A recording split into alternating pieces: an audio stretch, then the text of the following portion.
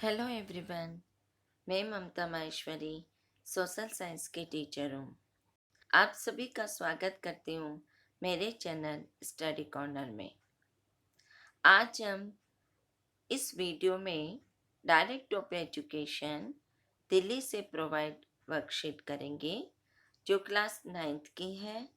Subject social science और part उसका इतिहास। इतिहास में हम लेसन लेंगे, लेसन नंबर 3 और उसका लेसन नंबर 3 का टॉपिक है नाजीवाद और हिटलर का उदय, जिसका भी पार्ट 1 होगा आज इस वीडियो में।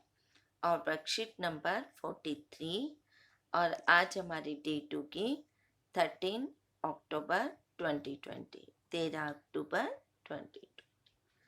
तो वीडियो स्टार्ट करने से पहले आप मेरे चैनल को शेयर करना ताकि मुझे पता चले कि आप दूसरे बच्चों के साथ भी शेयर करते हो, और वीडियो को लाइक करना ताकि मुझे ये पता चले कि आप मेरी वीडियो को बहुत पसंद करते हो और बार बार सुनते हो और समझ भी आपको आती है। और सब्सक्राइब ज़रूर करना ताकि मुझे आगे की वीडियो बनाने का आप मौका देंगे। तो हम वीडियो स्टार्ट करते हैं। वर्कशीट नंबर 43, नाजीवाद और हिटलर। 20वीं सदी के शुरुआती सालों में, यानी कौन सी सदी है? 20वीं सदी। 20वीं सदी के शुरुआती सालों में जर्मनी नाम का, जर्मनी कहाँ पे है? यूरोप में है। तो जर्मनी नाम का एक देश था यूरोप में, और 20वीं सदी में के शुरुआती सालों में जर्मनी क्या था? एक ताकतवर साम्राज्य था। ताकतवर का मतलब होता है कि उसके पास सेना भी अधिक थी और आर्थिक सुविधाएं भी बहुत अच्छी थी, राजनीतिक और सामाजिक व्यवस्था भी अच्छी थी। तो जर्मनी एक 20वीं सदी में ताकतवर साम्राज्य था। अब जर्मनी ने क्या किया? उसने ऑस्ट्री साम्राज्य के साथ, किसके साथ? ऑस्ट्री। ऑस्ट्री का मतलब ऑस्ट्रेलिया और तुर्की, ऑस्ट्री। तो तुर्की, ऑस्ट्रेलिया, ऑस्ट्रिया, इन साम्राज्यों के साथ मिलकर मित्र राष्ट्र कौन कौन से थे आपके? मित्र राष्ट्र कौन कौन से थे? इंग्लैंड, फ्रांस, रूस आदि।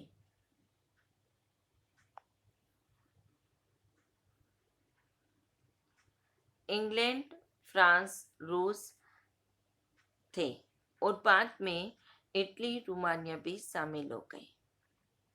ये तो मित्र राष्ट्र थे। अब मैं आपको केंद्र शक्तियां भी बताऊंगी। तो ये सभी मित्र राष्ट्र मिलकर जर्मनी पर युद्ध, जर्मनी, तुर्की और ऑस्ट्रिया, इन साम्राज्य के साथ मिलकर युद्ध प्रारंभ कर दिया के खिलाफ प्रथम विश्व युद्ध हुआ।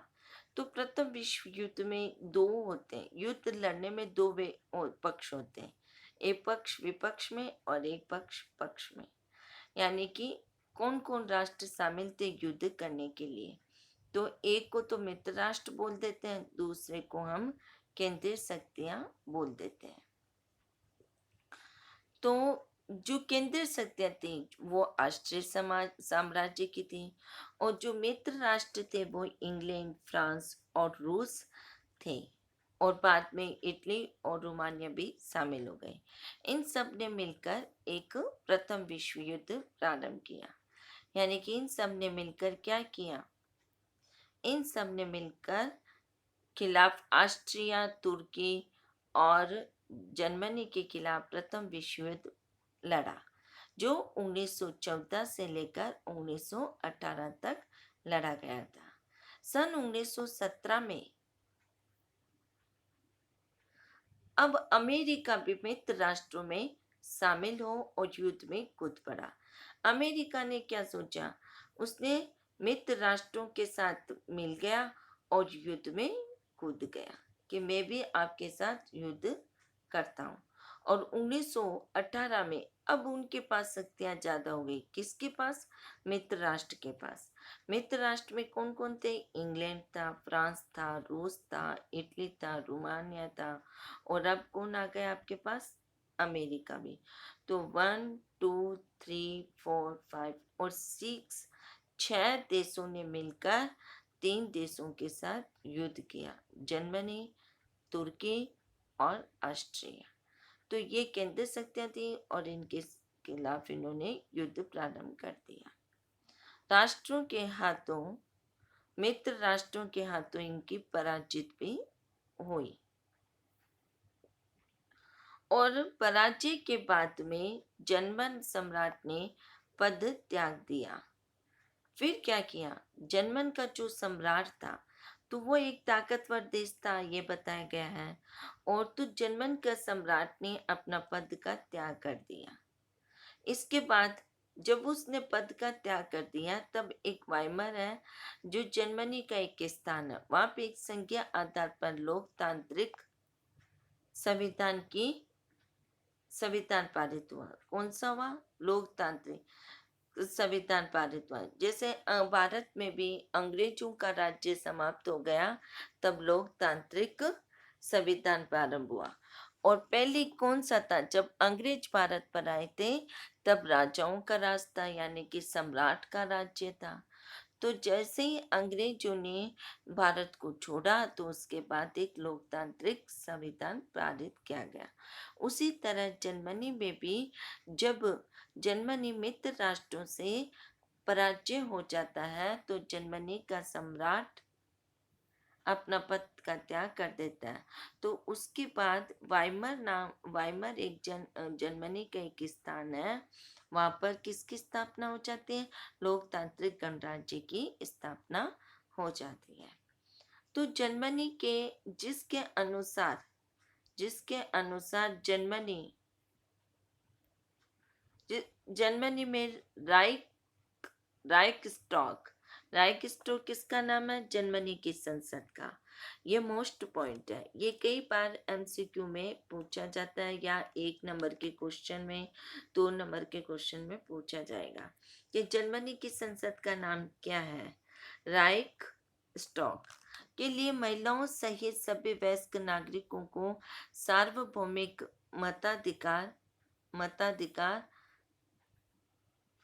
सार्वभौमिक मताधिकार के द्वारा जन प्रतिनिधि चुनने का अधिकार दिया गया। मतलब 1900 जब 1919 में ये लड़ाई समाप्त हो गई तब जर्मनी की संसद ने महिलाओं को भी वयस्क मताधिकार के रूप में या सार्वभौमिक मताधिकार के द्वारा जनप्रतिनिधि चुनने का अधिकार दिया गया। यही वाइमर गणराज्य की स्थापना का जन्म माना जाता है। पराजय के बाद मित्र राष्ट्रों के साथ वर्साई जर्मनी का एक स्थान है कि एक तरफा शांति संधि ने जर्मनी पर बहुत कठोर। अब जब जब जर्मनी पराजय हो जाता है तो मित्र राष्ट्रों ने क्या किया? एक संधि की स्थापना की, और एक संधि में क्या किया? उसने जर्मनी के साथ बहुत कठोर और अपमानजनक शर्तें लागू कर दी गई, यानी कि थोप दी गई, बता दी गई कि जब हम कोई चीज किसी से हार जाते हैं तो उसे उसका सब कुछ हमें देना पड़ता है। तो उसी तरह जर्मनी भी जब अपना सब कुछ हार गया मित्र राष्ट्रों के साथ तो उसने मित्र राष्ट्रों ने जर्मनी से संधि की कि भाई कि आप मुझे ये सभी चीजें मुझे देंगे। तो इस तरह जर्मनी का एक अपमान हुआ और एक अपमानजनक शर्तें उसके साथ लागू की गई। अब क्या क्या लागू की गई ये हम आगे वीडियो में पढ़ते हैं। तो मित्र राष्ट्रों ने क्या किया? सबसे पहले जर्मनी की सेना ही भंग करती जो सबसे अच्छी थी, तो जो क्योंकि सेना के आधार पर ही युद्ध को जीता जाता है, तो सेना को ही सबसे पहले मित्र राष्ट्रों ने भंग कर दिया। इस तरह उसके बाद क्या किया? उसके बाद युद्ध की सारी तबाही, जो भी युद्ध हुआ था 4-5 सालों में, जितना भी युद्ध हुआ था, जितने भी लोग मरे थे, जितने भी धन की हानि हुई थी, आर्थिक संकट, राजनीतिक संकट, सामाजिक संकट हुआ था, वह सभी जर्मनी को जिम्मेदार ठहराया गया। किसने? मित्र राष्ट्रों ने जर्मनी को जिम्मेदार ठहराया और उस पर क्या किया? 6 अरब का 6 अरब पाउंड का जुर्माना लगा दिया गया। जैसे ही हम भी कोई किसी चीज से हार जाते हैं, हम तो हमारे ऊपर कोई जुर्माना लगाया जाता है, उसी तरह जर्मनी पर भी जुर्माना लगाया गया। जर्मनी की, अब थर्ड पॉइंट क्या आता है? जर्मनी की खनिज संपन्न, जर्मनी का एक क्षेत्र है, एक राज्य है जो राइनलैंड है, वहां पर सबसे ज्यादा खनिज उत्पन्न होते हैं, उस इलाके पर कब्जा कर लिया गया। ये कब्जा किसने किया? मित्र राष्ट्र ने। तो जर्मनी को 4 पॉइंट है, जर्मनी को अपने सारे उपनिवेश, जितनी भी खनिज संपदा थी, जितनी भी कोयले की खानें थी, लोहे के भंडार थे, वह सभी के सभी उसको देने पड़े। तो करीबन 10% आबादी, 13% आबादी वाले भूभाग और जमीन भी उसने देनी पड़ी। 75% लोहा के भंडार, 26% कोयला के भंडार। अब किस किस को दिया उसने?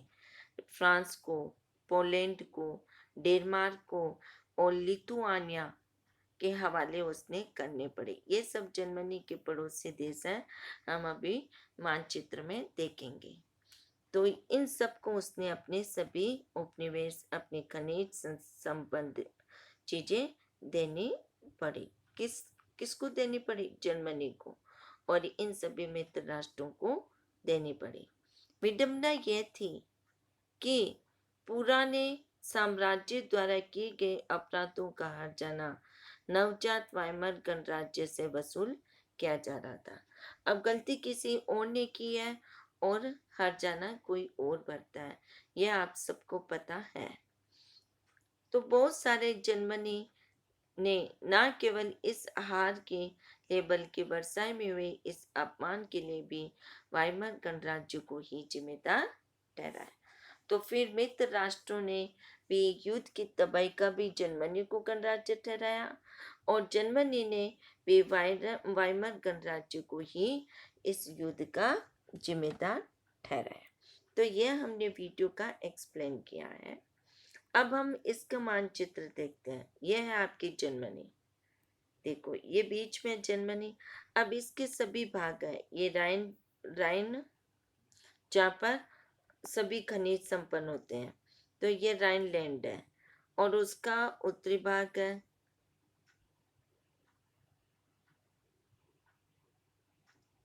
ये उसका उत्तरी भाग। अब देखो फ्रांस और ये सभी चीजें, फ्रांस है, सारलैंड है, ये सभी इसके पड़ोसी देश है। बेल्जियम है, डेनमार्क है, लिथुआनिया है, पोलैंड है, और ये सभी क्या है कि जर्मनी के ये पड़ोसी देश है। फ्रांस, सारलैंड, डेनमार्क और ये ये सभी जर्मनी के क्या है? वह सारलैंड, एल्सेस एल्सेस ये पड़ोसी देश है। बेल्जियम भी पड़ोसी देश है। अब जर्मनी का देश कौन सा है? उत्तरी शेल सेविंग, ये जर्मनी में है। राइनलैंड जो खनिज संपदा वाला है, ये राइनलैंड है। इसमें कोयले और लोहे के भंडार पाए जाते हैं। ये जो भाग है वह पश्चिमी दिशा वाला है। ये पोसेन है जो उसने पोलैंड को दे दिया। तो ये सभी चीजें हैं जो जर्मनी की थी, उसने अपने मित्र राष्ट्रों के पराजय के बाद उसको देनी पड़ी। तो इस कारण उसका बहुत अपमान हुआ। अब हम इसके क्वेश्चन आंसर करते हैं। प्रथम विश्व युद्ध में मित्र राष्ट्रों और केंद्रीय शक्तियों में कौन कौन से देश शामिल थे? तो इसका आंसर होगा,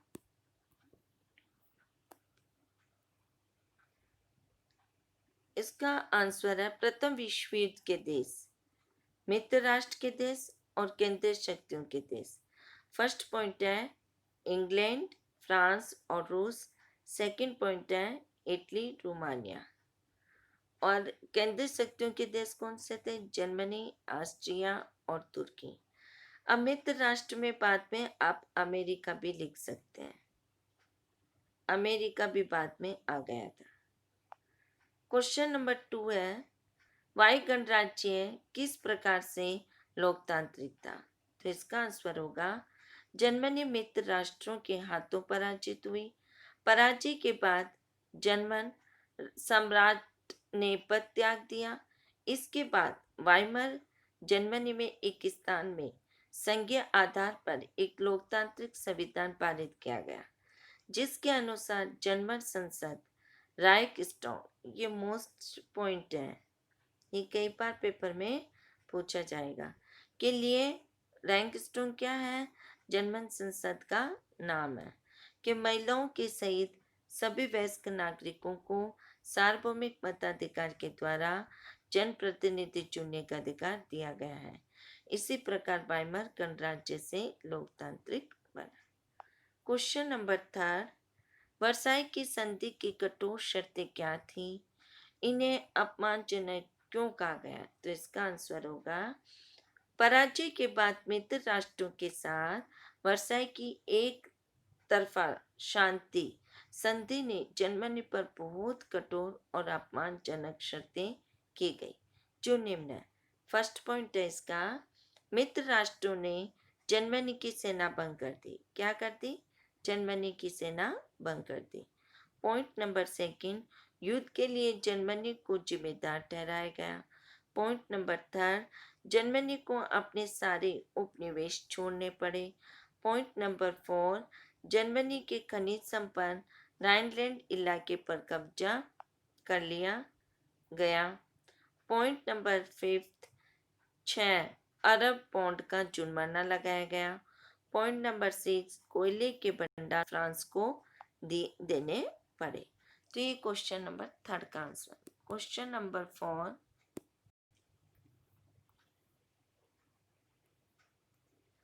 आपके अनुसार युद्ध की सारी तबाही के लिए जर्मनी को ही जिम्मेदार ठहराना सही था? अपने उत्तर का कारण भी लिखिए। तो इसका आंसर होगा, जर्मनी को ही युद्ध की तबाही के लिए जिम्मेदार ठहराना सही था। इसके निम्न कारण है। फर्स्ट पॉइंट है इसका, जर्मनी का साम्राज्य बहुत विशाल और ताकतवर था। पॉइंट नंबर सेकंड, जर्मनी ने पहले विश्व युद्ध में अपने ऑस्ट्रिय साम्राज्य के साथ मिलकर मित्र राष्ट्रों के खिलाफ लड़ाई लड़ी थी। Point number third, Hitler Germany को दुनिया का सबसे ताकतवर देश बनाने के लिए वचनबद्ध था। पॉइंट नंबर 4, हिटलर पूरे यूरोप को जीतकर जर्मनी का साम्राज्य स्थापित करना चाहता था। पॉइंट नंबर 5, यूरोप में रहने वाले कुछ खास नस्ल के लोगों को सामूहिक रूप से मारा जाने लगा। पॉइंट नंबर 6, शांति के विरुद्ध किए गए अपराध तथा मानवता के खिलाफ किए गए अपराधों के कारण ही जर्मनी को युद्ध की सारी तबाही का जिम्मेदार ठहराया गया था। तो ये क्वेश्चन नंबर 4 का आंसर था। क्वेश्चन नंबर 5, यदि आप उस समय एक जर्मन नागरिक होते तो वर्साई की संधि के प्रति आपके मन में क्या भाव होते? तो इसका आंसर होगा, उस समय एक जर्मन नागरिक होने के नाते वर्साई की संधि के प्रति हमारे मन में निम्न भाव होते। फर्स्ट पॉइंट, जब जर्मनी की सेना को भंग कर दिया गया था तो हम मित्र राष्ट्रों के खिलाफ कार्रवाई करेंगे। पॉइंट नंबर 2, युद्ध के जर्मनी को दोषी ठहराया गया। अपने सारे उपनिवेश छोड़ने पड़े। जर्मनी के खनिज संपन्न इलाकों पर कब्जा हो गया। 6 अरब पाउंड का जुर्माना लगाया गया तथा कोयले के भंडार फ्रांस को देने पड़े। तो ऊपर के विवरण से स्पष्ट है कि वर्साई की संधि जर्मनी के लिए बड़ी अपमानजनक थी। इसलिए इससे जर्मनी पर महत्वपूर्ण प्रभाव पड़े। जर्मनी पर बड़े महत्वपूर्ण प्रभाव पड़े। इसकी कठोरता के कारण जर्मनी में नाजीवाद का उत्थान हुआ और 20 वर्षों के अंदर 1939 ईस्वी में दूसरा विश्व युद्ध प्रारंभ हो गया। तो ये क्वेश्चन नंबर 5 का आंसर। क्वेश्चन नंबर 6, उपरोक्त मानचित्र का अध्ययन कीजिए और वर्साई की संधि के बाद जर्मनी के द्वारा खोए गए दो क्षेत्रों के नाम लिखिए। तो ये था दो क्षेत्र निम्न थे, एक तो राइनलैंड की खान जो फ्रांस को दी गई, एक जमीन व लोहे के भंडार पोलैंड को देने पड़े। तो ये देखो आपके ये मानचित्र है। अब ये राइनलैंड है, ये फ्रांस को देने पड़े कोयले की खान, ये राइनलैंड और ये फ्रांस को दी। और ये पोरेन है, ये पोसेन है, पोसेन की जमीन और लोहे के भंडार ये किसको दिए? पोलैंड को देने पड़े। तो इस तरह हमने इस वर्कशीट के क्वेश्चन आंसर कंप्लीट किए हैं। आप सभी को मेरी वीडियो अच्छी लगी है तो आप बार बार सुनते रहिए, लाइक करते रहिए और सब्सक्राइब